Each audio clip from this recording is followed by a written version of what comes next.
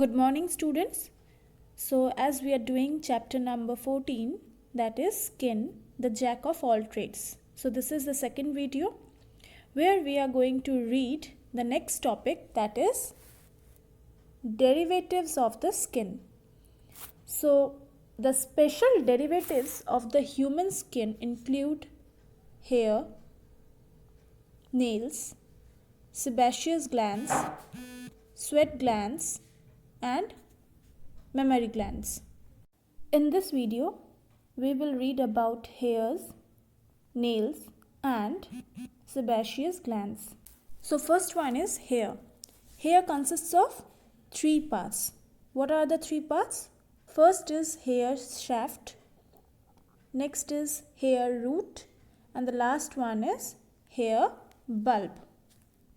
So hair shaft is the part which projects from the skin and may extend it slightly below the surface of the epidermis. So this extended part is the hair shaft. The next part is hair root, which is embedded in the dermis. And the lowest, this part of the hair root is expanded to form hair bulb, which contain a projection, as you can see here, of what? Of the dermis, called hair papilla, which contain blood capillaries for the supply of blood. Next is hair follicle. So hair follicle is a structure enclosing the hair root. It is composed of an epithelial tissue and connective tissue. So can you see what is responsible for the growth and elongation of the hair? It is hair bulb and hair follicle that are responsible for the growth and elongation of the hair.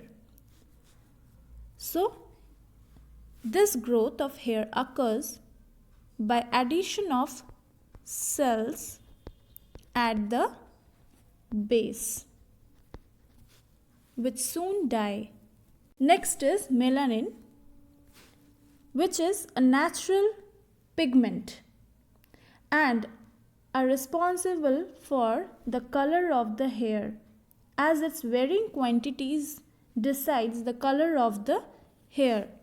And not only hair, even the skin and eye color in people and animals mostly depend on the type and amount of melanin they have. So there is a special skin cells called melanocytes which make melanin. You may have also seen some people have grey or silver color hair. So that is due to minute air spaces that formed in the hair when the pigment is lost. Everyone has sometimes experienced goose flesh, or also called goosebumps, during winter or during some emotion. This is also called piloerection. Pilo means hair. So it get erect. So here the hair is lifted, called piloerection, and the surface of the skin presents a somewhat contracted and wrinkled appearance. And this is caused by the erector muscle of the hair, which runs obliquely between the hair follicle, as you can see, hair follicle, and so the contraction of this muscle, that is erector muscle, at one end, suppose it pulls from this end the hair to somewhat vertical position, and on the other end it just depresses the epidermis. Do you know what is the duration of scalp hair? It is 2 to 5 years. And eyebrows and eyelashes, it's 3 to 5 months. Next topic is nails. So nails are what? They are dead cells. We know that. They are hardened, keratinous, plate-like structure which grow as dead cells from the nail root. So it has many parts. So first one is nail plate. So this is hard and outer part of the nail, and it is made up of dead cell, or we can say keratinized cell.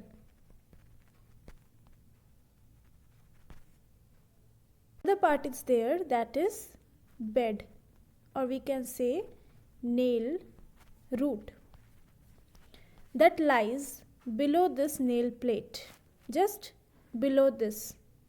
The next part is nail matrix, which lies just below the skin surface, that is at the base of the nail. So you may have seen that white half moon type something at the base of the nail. So that is the matrix part, and it produces new cells which on maturation push the older one towards the tip of the nail and causes growth of the nail. Next is sebaceous glands. So they are something branched and open into hair follicle, and even sometimes it opens directly to the outside. So such gland give out an oil secretion called sebum, which makes the hair and outer surface of the skin oily as well as waterproof, that it can prevent water loss by evaporation. Such glands are found everywhere except in the palm, soles and top of the feet and the lower lip. There are some problems that are related to sebaceous gland. First one is pimples. Excessive secretion or accumulation of sebum causes growth of bacteria. Why? Because it is nutritive and result in the formation of boils and pimples. Many teenagers during their adolescent period get acne, which is the commonest problem. So here the sebaceous glands actually gets inflamed. Why? Due to hormonal influence. So sudden hormonal influence lead to acne. Another most common problem is blackheads. So what is that?